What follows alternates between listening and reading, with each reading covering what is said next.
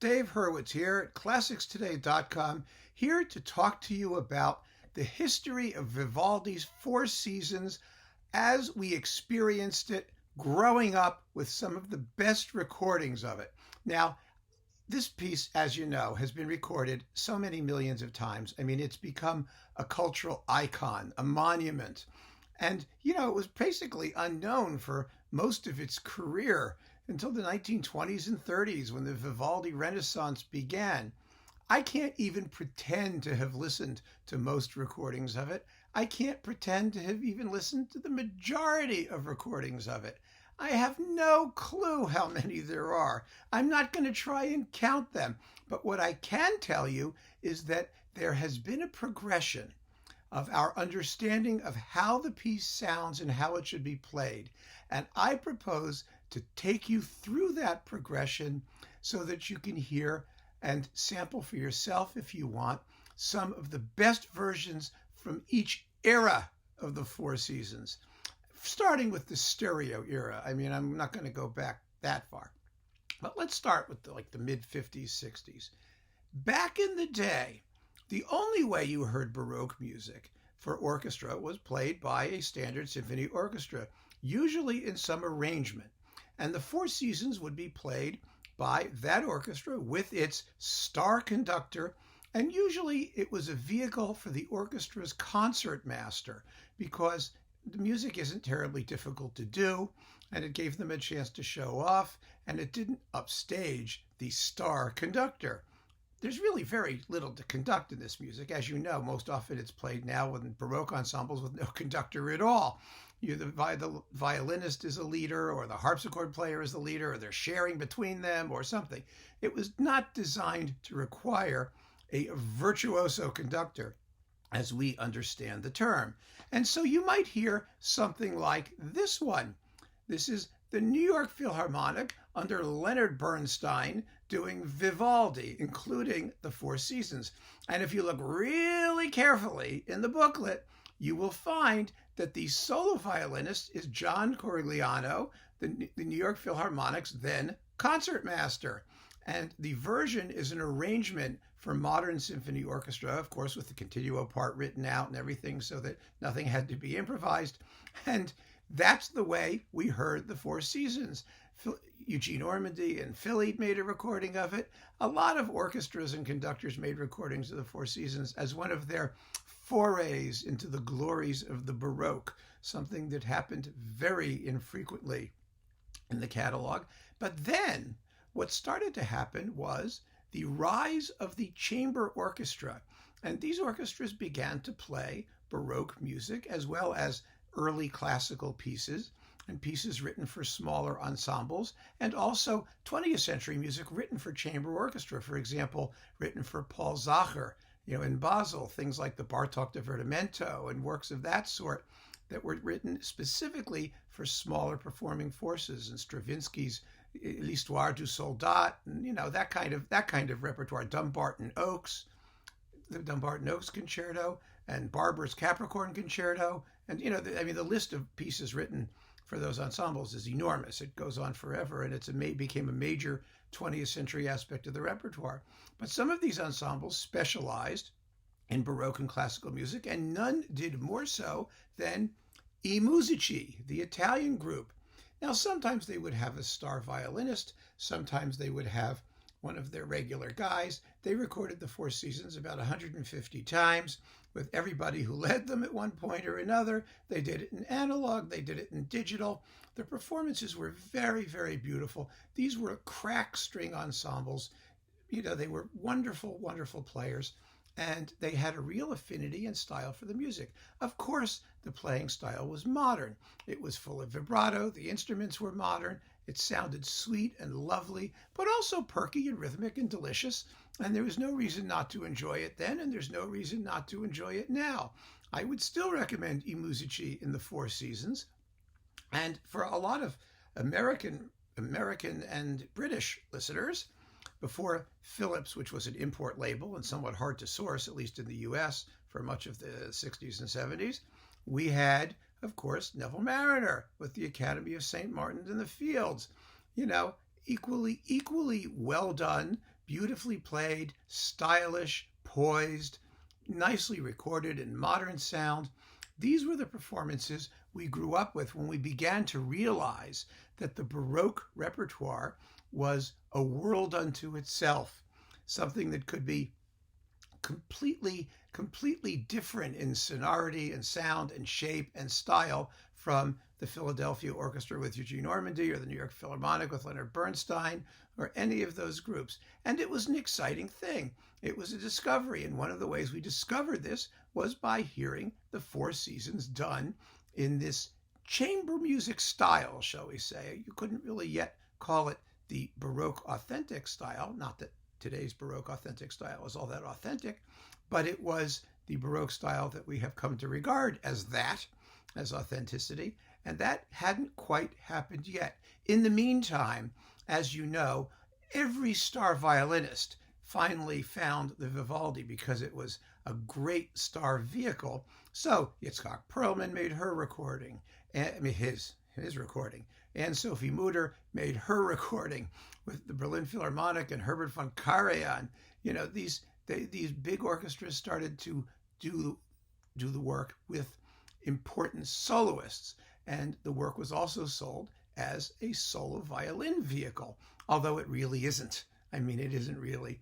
And those performances and recordings were recorded in a way that was every bit as, you might call it, as sort of unidiomatic as the previous version with large orchestras. It's just that the focus began to shift away from the conductor and towards the soloist as these chamber orchestras were coming up and beginning to show us what Baroque style was. Then the period instrument revolution happened. And do you remember how startling some of those early recordings were? I mean, there was Harnoncourt with Concentus Musicus Wien with his wife, Alice, or Alice Harnoncourt, playing the violin. And what a shock those recordings were. I mean, in Winter, remember the ice skating scene, the Largo? It's a Largo in Winter that he played da da da da da da da da do do do do do do do do do with the pizzicatos going plunk plunk plunk plunk plunk plunk. It was a shocker, a total shock. And after the shock and awe began to die down, and the period instrument movement really got going, particularly in the UK, we had Trevor Pinnock in the English Concert. We had Hogwood with the Academy of Ancient Music. We had every single English group in the world doing the Four Seasons, and they all sounded more or less the same because they were all the same players. They just recorded under different names for different labels, and mostly very well. I mean, there's nothing wrong with these performances. They've also held up quite well. They are spunky and charming and delightful, and I think, you know, they've managed to withstand the test of time because the approach suits the music very, very well. Let's face it. I mean, with idiomatic continuo parts and that fresh approach to rhythm and phrasing and accent that made the music come alive and made us hear it afresh all over again. Now, it was a while before the Italians woke up and realized that those British people were taking over their patrimony. God damn it. You know, I mean, Vivaldi was Italian, and what were the Italian people doing, letting these foreigners have the Four Seasons? They should be doing it too. And so they started. And here are two of them. One of them was Rinaldo Alessandrini with the Concerto Italiano. His recording of the Four Seasons sold like 30 trillion copies in France. I always used to hear that, you know, when I was running the Cannes Classical Awards and at the MIDEM convention in Cannes every year. I would go there and hear it from the Ovidis, Astre, Valois people. I mean, they were like all separate labels, and they merged, then they remerged and demerged. I don't know what they were called. Now they're something else. But, you know, they were always saying about how many how many recordings of these performances that they sold in France, as if anybody cared about what anybody was buying in France. But Alessandrini and Concerto Italiano were great, and they sold really well in France. Then things got even hotter with Il Giardino Armonico. Now, these were the wild men of the Baroque era. For some people, their style was even too energetic, too raw, fiery, passionate, Italian music. You'd think Vivaldi was like a Fellini film or some sort of hot-blooded cavalleria rusticana verismo opera type thing. This was hot-blooded Baroque music with beauty of tone being somewhat beside the point and playing of such raw energy that it made you sweat while you listened to it. It was a bit much. It's still a bit much. It's also tremendously exciting. Some people just love it. I actually love it sometimes.